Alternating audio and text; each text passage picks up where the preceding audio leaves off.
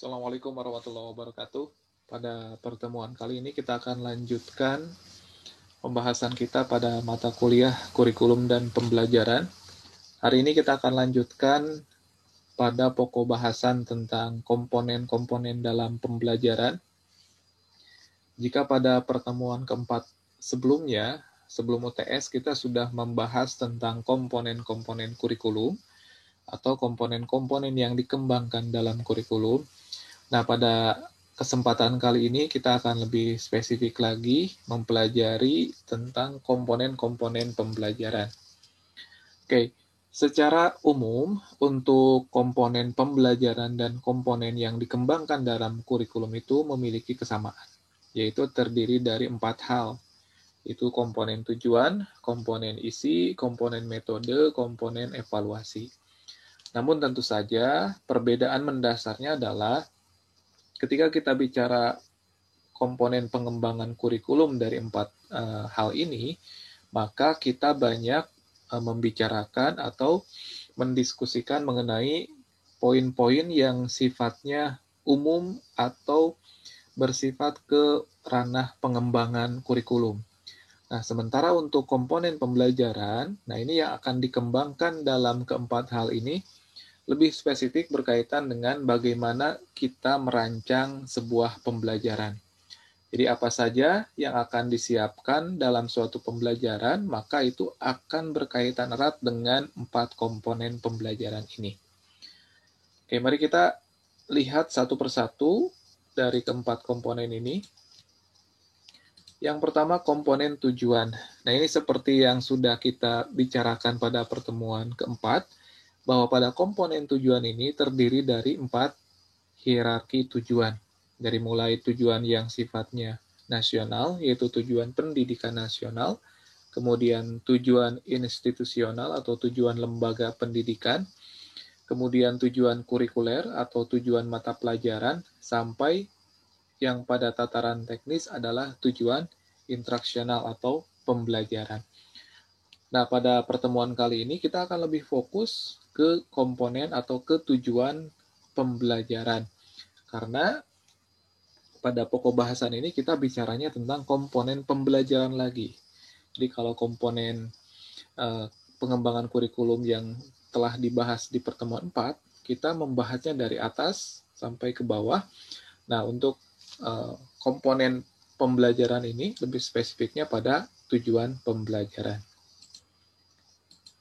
Oke, seperti yang sudah dipelajari sebelumnya, bahwa dalam tujuan pembelajaran ini, yang terpenting adalah bagaimana kita menyajikan pembelajaran yang mengarahkan pada 3 pengembangan dari tujuan pembelajaran, baik berupa domain pengetahuan, domain keterampilan, dan domain sikap. Nah, ini juga sudah kita bahas pada pertemuan keempat, bahwa dalam domain pengetahuan itu terdiri dari 6 level kognitif, dari mulai remember sampai create. Ini sudah kita pelajari. Kemudian ini adalah kata kerja operasional yang akan digunakan ketika nanti kita merumuskan suatu tujuan pembelajaran. Kemudian untuk komponen atau untuk domain sikap pun, ini ada tingkatannya, dari mulai receiving sampai characterization.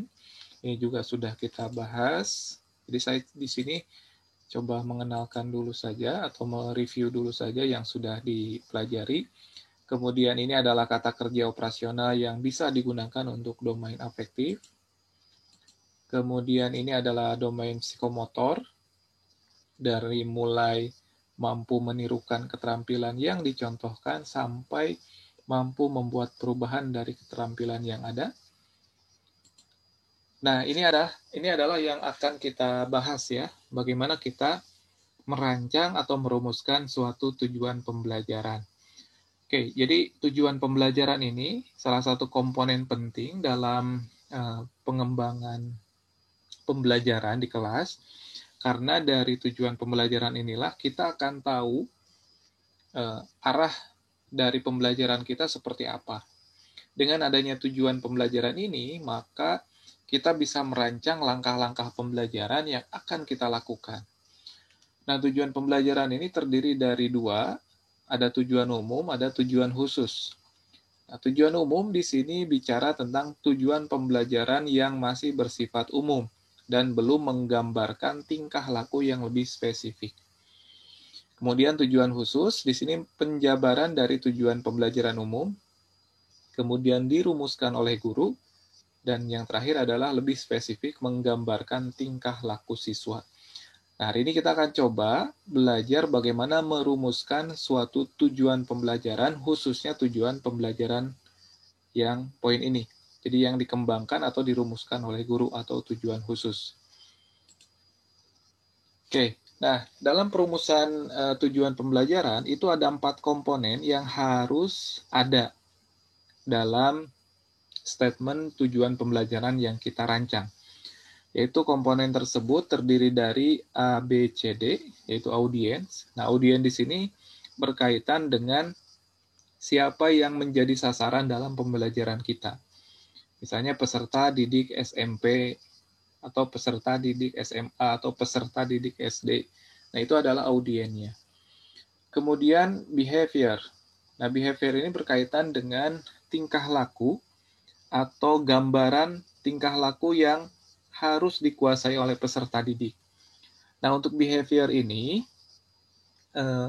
supaya lebih memudahkan, nanti dalam perumusannya silahkan untuk melihat kata kerja operasional yang biasa digunakan ketika kita merumuskan tujuan pembelajaran.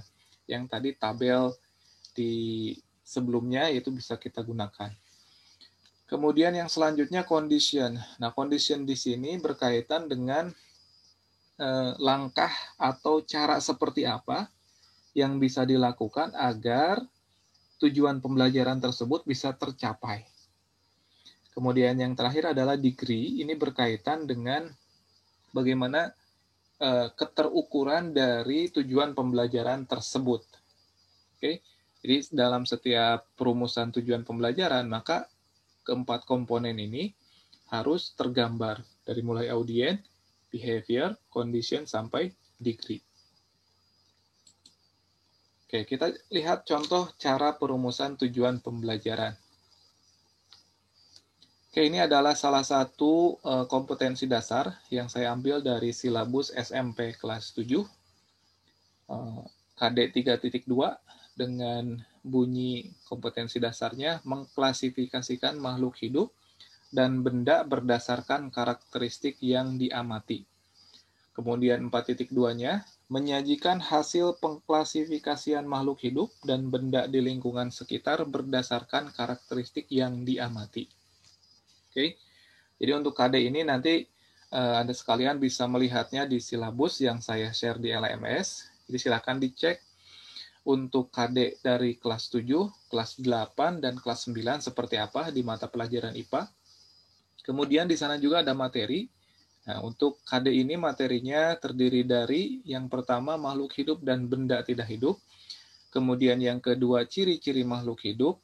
Yang ketiga adalah klasifikasi makhluk hidup. Oke. Nah, untuk merumuskan tujuan pembelajaran, pertama kita harus melihat dulu level kognitif yang ada pada kompetensi dasar ini. Kalau kita lihat di sini ada kata mengklasifikasikan. Jadi kalau kita ingin tahu mengklasifikasikan itu level kognitifnya berapa, kita bisa lihat tabel ini. Oke. Jadi kalau kita lihat mengklasifikasikan itu ada di menerapkan atau C3. Jadi nanti ketika Anda sekalian merumuskan tujuan pembelajaran, maka harus sampai pada menerapkan, harus sampai pada C3. Oke? Jadi jangan sampai hanya bisa misalnya di sini menjelaskan saja. Oke, di C1. Tapi tujuan pembelajaran yang Anda rumuskan nanti harus sampai pada tahap C3 ini atau mengklasifikasikan.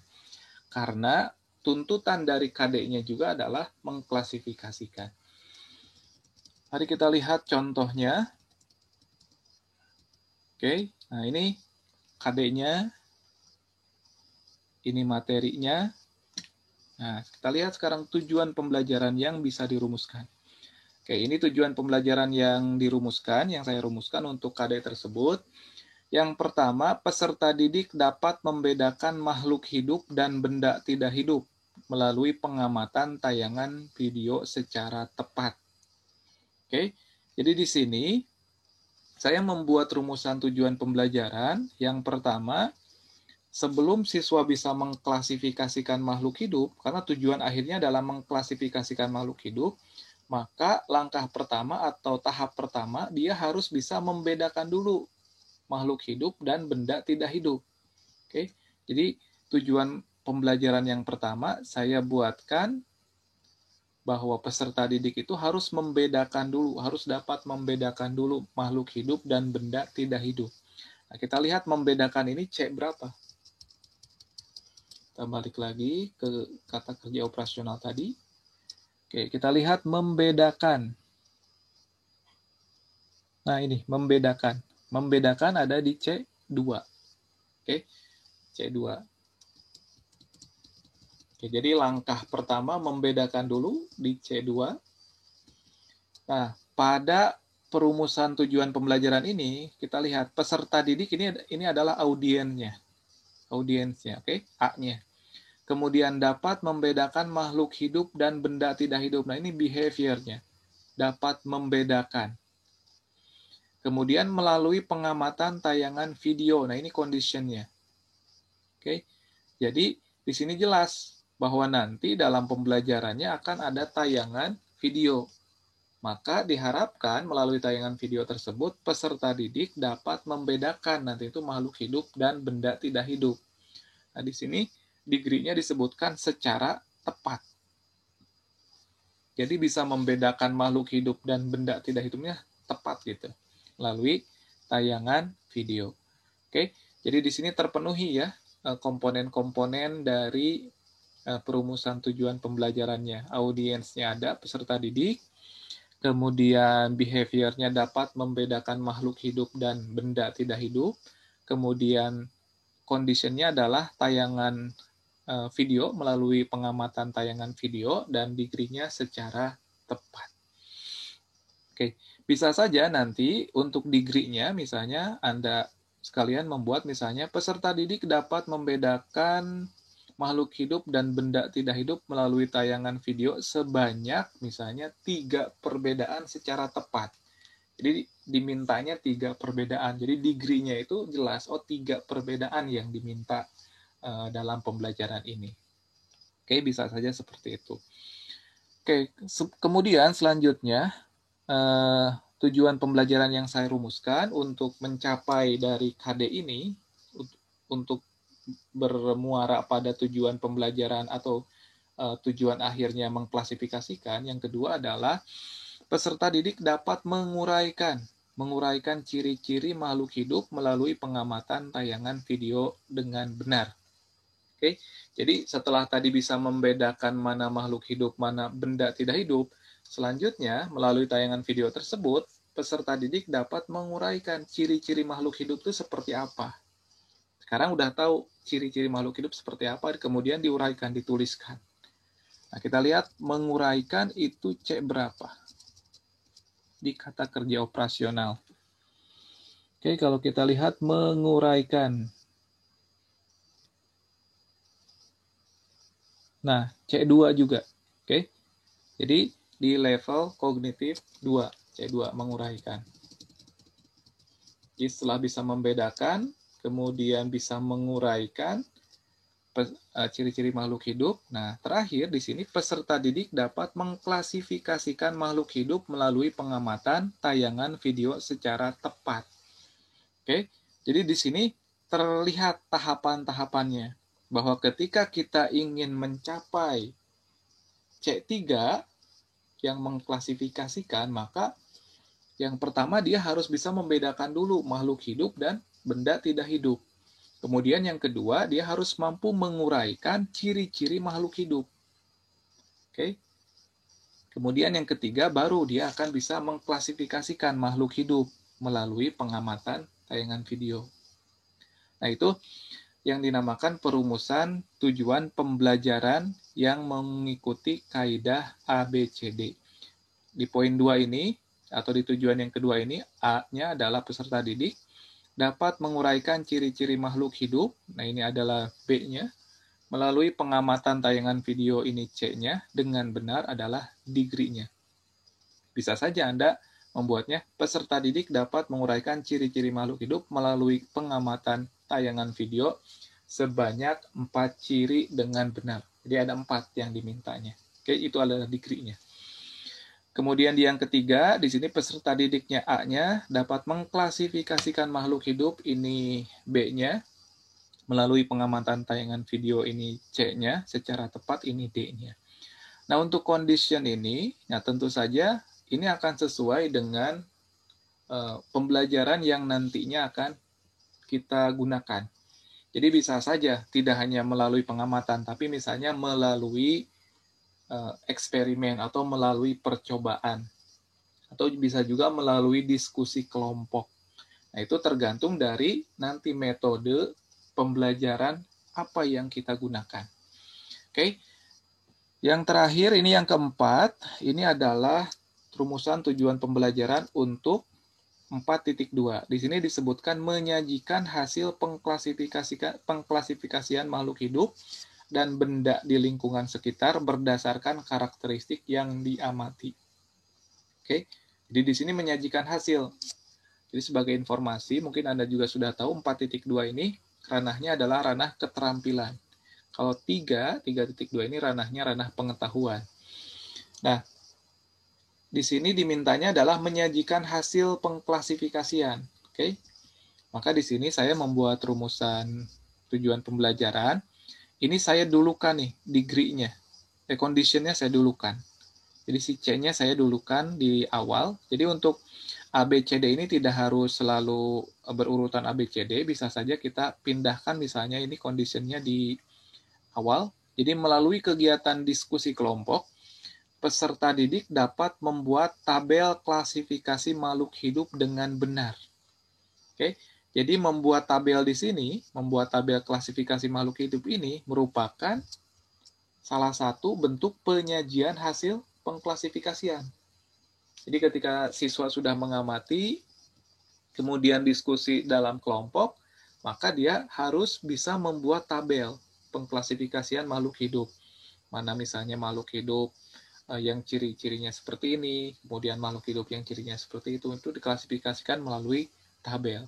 Oke, jadi ini bentuk penyajian dari data hasil pengamatan, yaitu dalam bentuk tabel. Oke, untuk menyajikan masih banyak caranya, bisa dalam misalnya bentuk carta, gambar, poster, dan sebagainya. Itu tergantung dari bagaimana kita merancang pembelajaran. Oke, jadi itu berkaitan dengan bagaimana kita merumuskan suatu tujuan pembelajaran. Nah, ini adalah salah satu keterampilan yang penting bagi kita sebagai guru dalam merumuskan pembelajaran. Jadi nanti silakan Anda buat analisis atau dibuat salah satu contoh untuk tujuan pembelajaran dari KD yang ada di silabus yang sudah saya share. Jadi jangan lupa untuk memperhatikan ABCD-nya, audiensnya, behavior-nya, condition, dan degree-nya dalam setiap perumusan tujuan pembelajaran. Dan jangan lupa kita harus selalu melihat tuntutan KD-nya, level kognitifnya, tingkat berapa. Jadi kalau di sini mengklasifikasikan, berarti C3, maka tujuan pembelajaran yang dibuat itu harus sampai pada C3. Jangan sampai ketika kita membuat tujuan pembelajaran, misalnya ini membedakan, menguraikan, baru di sini menjelaskan, itu tidak boleh. Oke, tapi harus sampai mengklasifikasikan, harus sampai pada tingkat C3-nya. Jangan sampai kurang dari C3. Oke, itu untuk langkah-langkah perumusan tujuan pembelajaran, dan ini menjadi salah satu penekanan penting dalam komponen tujuan atau dalam komponen pembelajaran ini. Oke, selanjutnya adalah komponen isi. Nah, komponen isi ini berkaitan dengan bahan pembelajaran atau bahan-bahan yang akan kita sampaikan kepada peserta didik. Nah, dalam komponen isi atau bahan-bahan yang akan kita sampaikan kepada peserta didik itu terdiri dari 4 dimensi pengetahuan. Ada dimensi faktual, konseptual, prosedural, dan metakognitif. Jadi ini adalah 4 dimensi pengetahuan yang ada dan harus kita berikan kepada peserta didik kita. Oke, kita lihat perbedaan masing-masing. Yang pertama berkaitan dengan faktual. Faktual ini merupakan pengetahuan teknis dan spesifik, detail dan kompleks berkenaan dengan ilmu pengetahuan, teknologi, seni, dan budaya terkait dengan masyarakat dan lingkungan alam sekitar, bangsa, negara, kawasan regional, dan internasional. Oke, jadi faktual ini secara sederhananya adalah pengetahuan yang sifatnya istilahnya fakta bisa diamati. Misalnya, ini bicara kita tentang minyak dan air ya. Minyak dan air ketika kita campurkan, maka itu akan membentuk 2 lapisan. Ini juga salah satu hal yang bisa kita amati, misalnya ada tumpahan air di lautan.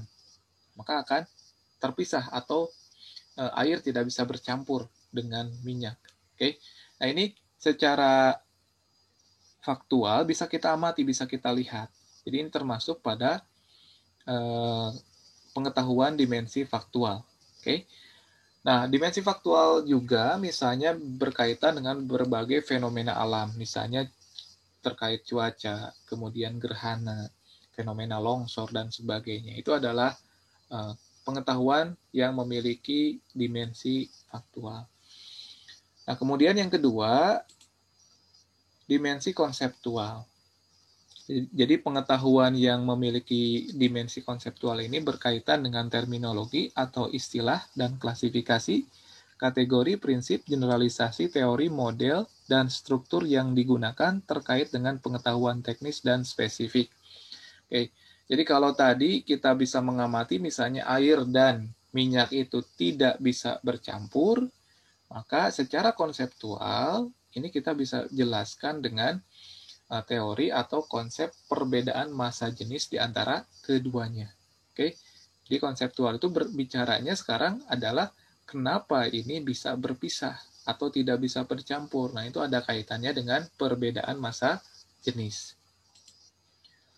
Kemudian secara yang ketiga adalah dimensi pengetahuan prosedural. Nah, ini kalau prosedural ini berkaitan dengan pengetahuan tentang cara melakukan sesuatu atau kegiatan yang terkait dengan pengetahuan teknis spesifik, algoritma, metode, dan kriteria untuk menentukan prosedur yang sesuai. Oke. Nah, ketika tadi bicara di sini terdapat perbedaan massa jenis antara air dan minyak sehingga tidak bisa bercampur, maka di sini untuk pengetahuan proseduralnya adalah bagaimana langkah-langkah agar air dan minyak dapat bersatu, dapat bercampur. Oke, jadi ada langkah-langkah yang bisa kita lakukan supaya air dan minyak ini bisa bercampur. Misalnya kita tambahkan emulgator, misalnya kita tambahkan sabun. Nah, langkahnya seperti apa nih? Apakah harus menyiapkan sabunnya dulu? Sabunnya harus seperti apa? Kemudian berapa yang harus dicampurkan? Kemudian setelah dicampurkan harus diapakan? Nah, itu bentuk langkah-langkah prosedural untuk mengatasi atau memecahkan suatu permasalahan. Oke, jadi jelas ya perbedaannya. Tadi kalau faktual itu fakta yang bisa kita lihat bahwa air dan minyak itu tidak bisa bercampur. Secara konseptual itu dijelaskan bahwa air dan minyak itu memiliki perbedaan massa jenis. Nah, secara proseduralnya ada cara agar air dan minyak itu bisa bercampur. Caranya seperti apa? Langkah-langkahnya seperti apa? Nah, itu adalah pengetahuan dimensi prosedural. Kemudian yang terakhir adalah metakognitif. Ini dimensi metakognitif itu merupakan pengetahuan tentang kekuatan dan kelemahan diri sendiri dan menggunakannya dalam mempelajari pengetahuan teknis, detail, spesifik, kompleks, kontekstual, dan kondisional berkenaan dengan ilmu pengetahuan, teknologi, dan sebagainya. Oke, jadi penekanannya di sini adalah bagaimana kita melihat suatu metode, suatu pengetahuan dari segi kelemahan, kelebihannya, untuk diterapkan dalam konteks yang lebih real, yang lebih nyata. Kayak misalnya berkaitan dengan ini, minyak tercecer di lautan, metode seperti apa yang paling tepat untuk mengatasi masalah ini. Jadi kita harus mengetahui nih, seperti apa harus mengukur kelebihan, kelemahan, kekurangan, kekuatan dari setiap metode, sehingga pengetahuan yang kita miliki ini sudah sejauh mana bisa diterapkan untuk memecahkan permasalahan ini gitu. Oke, itu metakognitif. Oke, itu untuk komponen isi. Jadi intinya untuk komponen isi ini berkaitan dengan bahwa apa yang akan kita sampaikan nanti kepada siswa kita itu terdiri dari 4 dimensi. Ada yang sifatnya faktual, ada yang sifatnya konseptual, ada yang sifatnya prosedural, ada yang sifatnya metakognitif. Dan itu semua akan ada dalam karakteristik dari mata pelajaran yang kita nanti berikan kepada siswa, khususnya di IPA.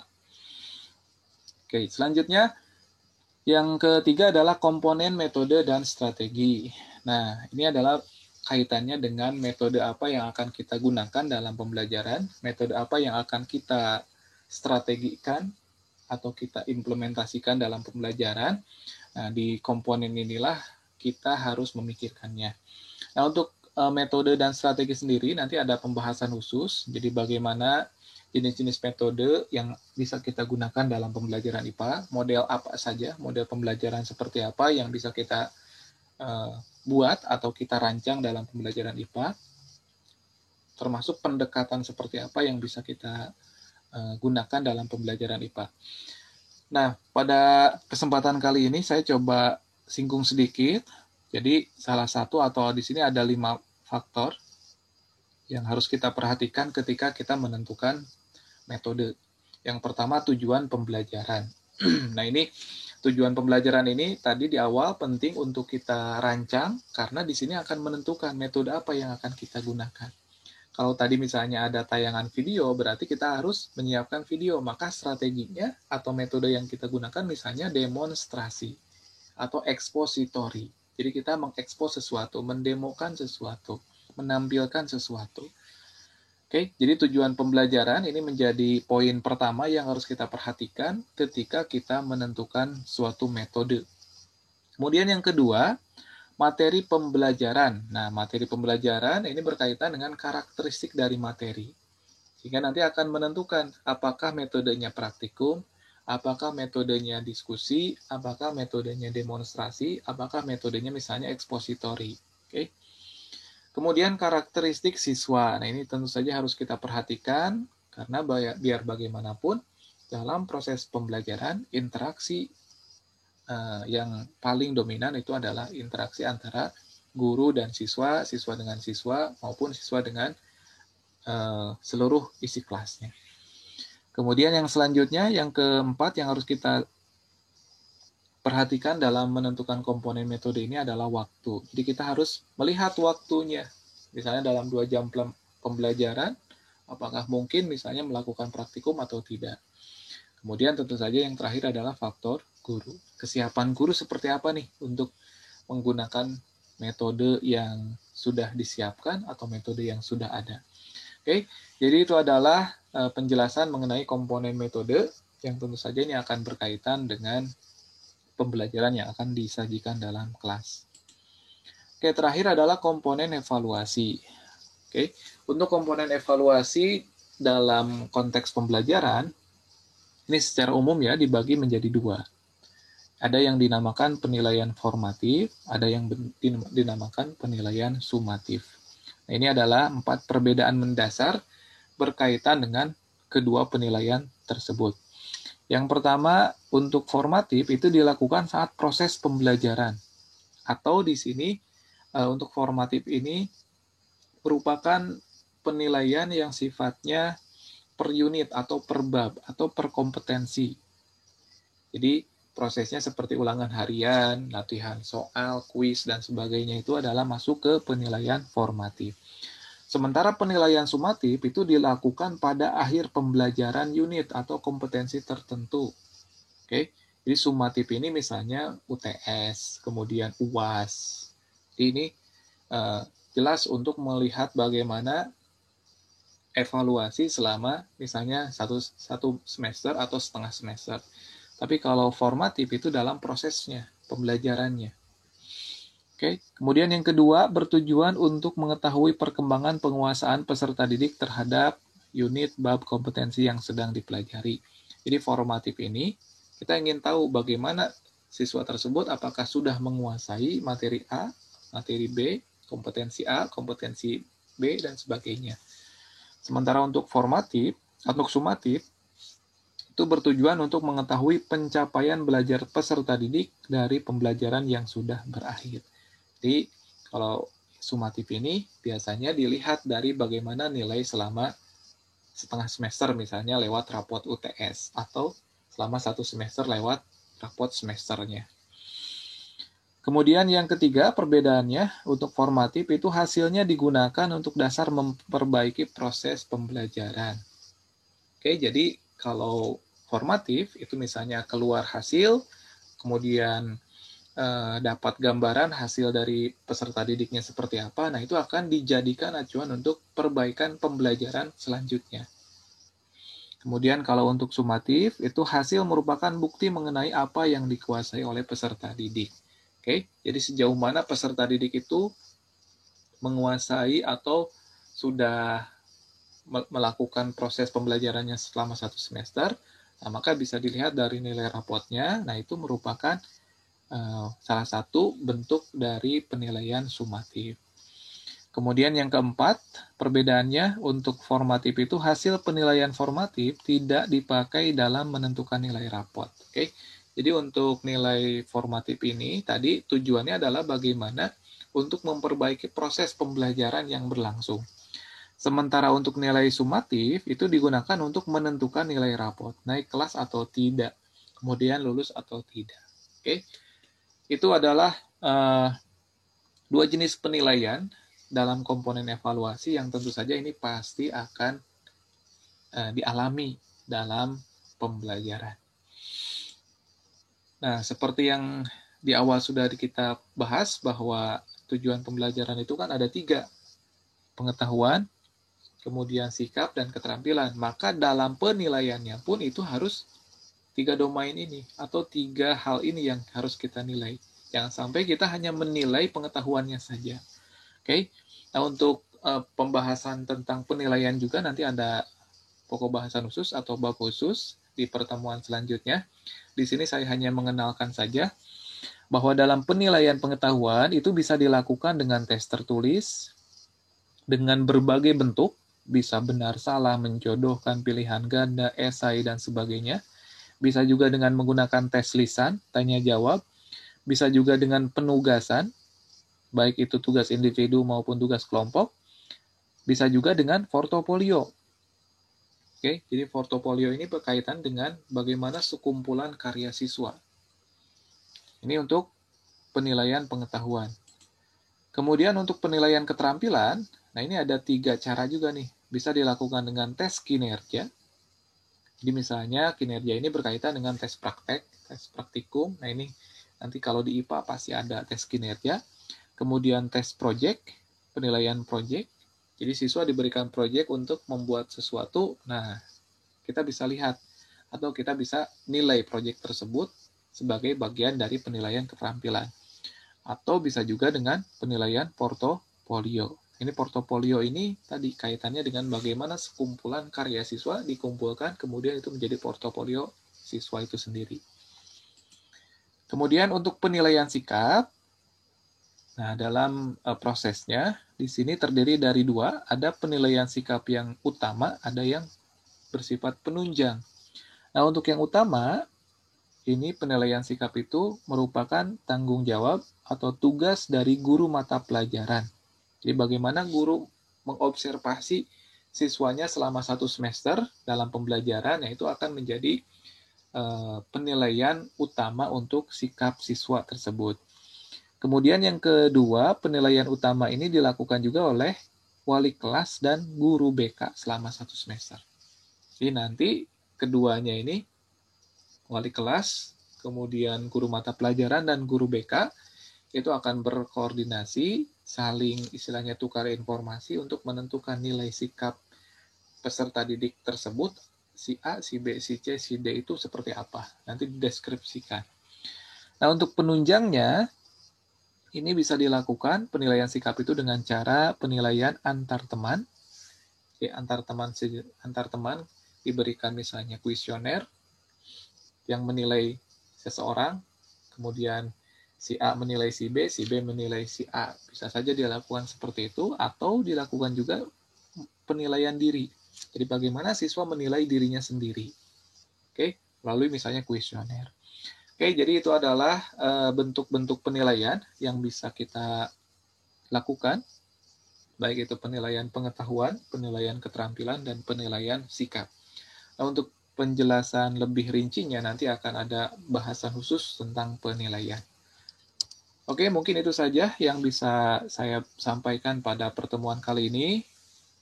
Terima kasih atas perhatiannya. Saya tutup. Assalamualaikum warahmatullahi wabarakatuh.